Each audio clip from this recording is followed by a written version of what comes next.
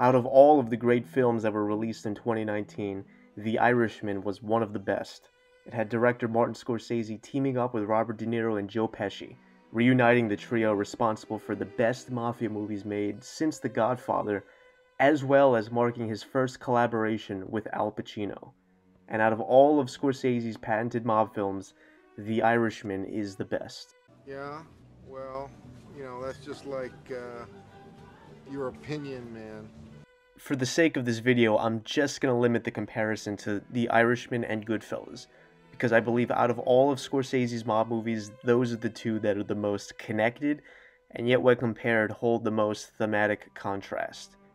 I think the best way to look at the two films in juxtaposition is that The Irishman is a sort of spiritual successor to Goodfellas, in terms of the filmmaking technique, the story, and thematic evolution.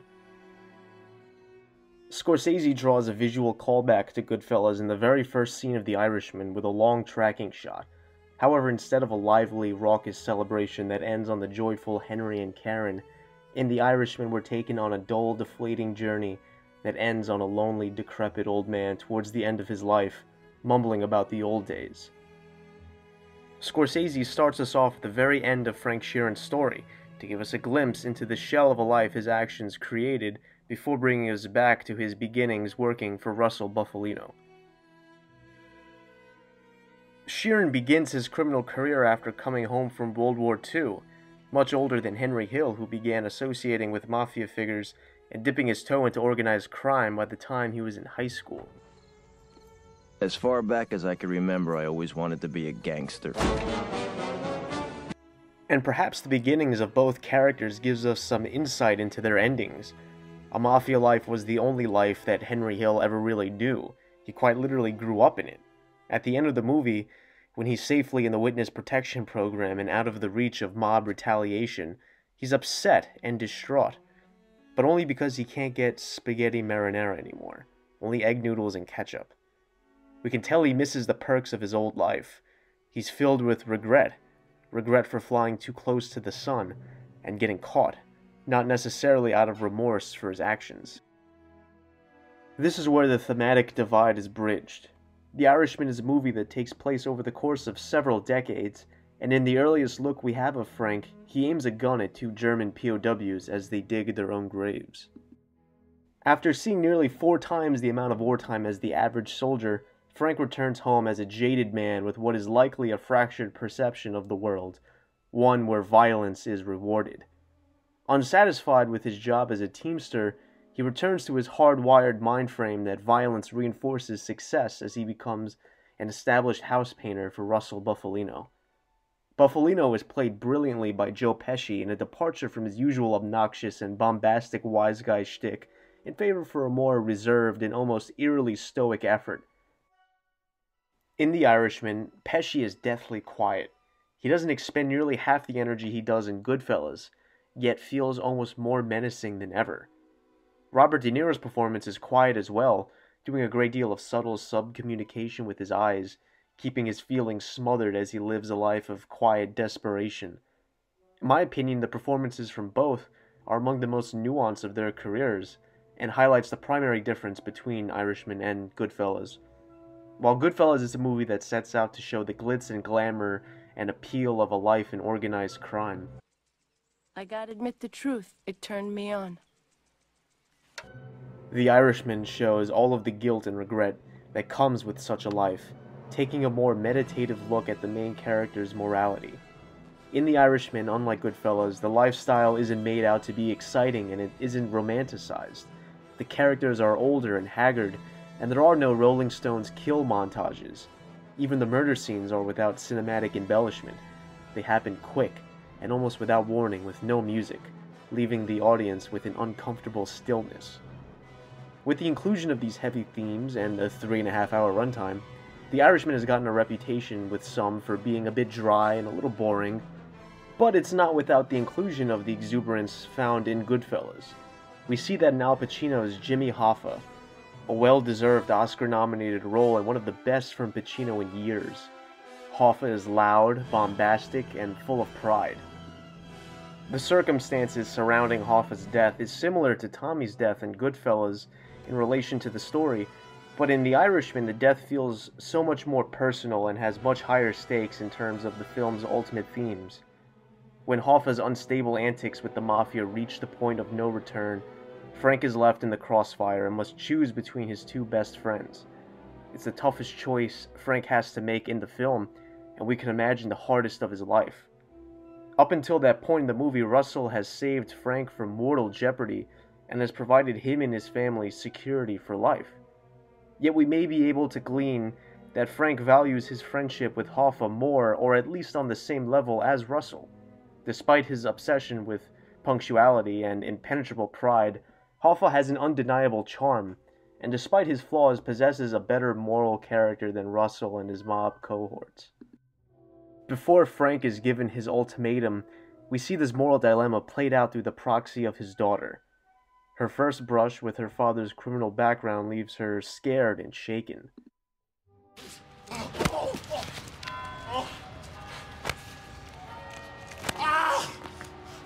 Instead of being excited by the violence like with Karen in Goodfellas, Frank's daughter in The Irishman is legitimately horrified by it.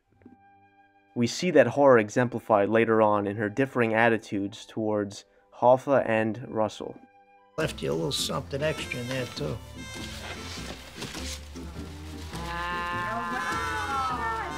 What do you say to Uncle Russell? She and Jimmy, they fell for each other right away. You know. In these early scenes, she's acting sort of as Frank's moral compass, trying to point him towards Hoffa and away from Russell, and always popping up with a judging eye when he's about to or has committed violence. By far the most heavily criticized aspect of The Irishman was how Scorsese misused Anna Paquin, a terrific actress, relegating her to only a few words. I think this criticism should be discussed and is warranted, but an alternative way of looking at it is that Scorsese was reserving Paquin's character and her voice like a fighter cocking back a fist, allowing her to unload a death blow at the most critical point, the emotional climax of the film, the scene where Frank realizes he's lost support of his family. Why haven't you called Joe? Has anybody come forward with a ransom demand, anything like that? In the bitter end, Frank only has the watch given to him by Hoffa and the ring given to him by Russell. The ring represents an eternal commitment to Buffalino and the Mafia, his fealty to crime over his family. The watch represents a ticking clock, a clock that ticks down rapidly for Hoffa, and after his death, begins ticking down slowly and painfully for Frank, as he's forced to live with the burden of guilt and regret. The Mafia life is not one in which the participants have a long life expectancy. Frank abides firmly to the code of the Mafia, refusing to speak to law enforcement even when all of his accomplices are long dead. Frank is the last man left standing. He's outlived everyone. We're given hints that his soul has been eroded by the guilt, but he can't quite articulate his feelings. He claims to have pursued a criminal life to provide for his family. I believe this is definitely a factor, but how much of a factor was his familiarity with brutal violence coming back from the war? It cannot be argued that his life of crime brought financial security, but along with it, the crushing tax of emotional and spiritual bankruptcy. At the end of the film, he meanders around trying to earn redemption from his daughters, but those bridges have long been reduced to ash. Just like Russell before him, Frank embraces the church, trying to clutch onto any chance of redemption in the afterlife.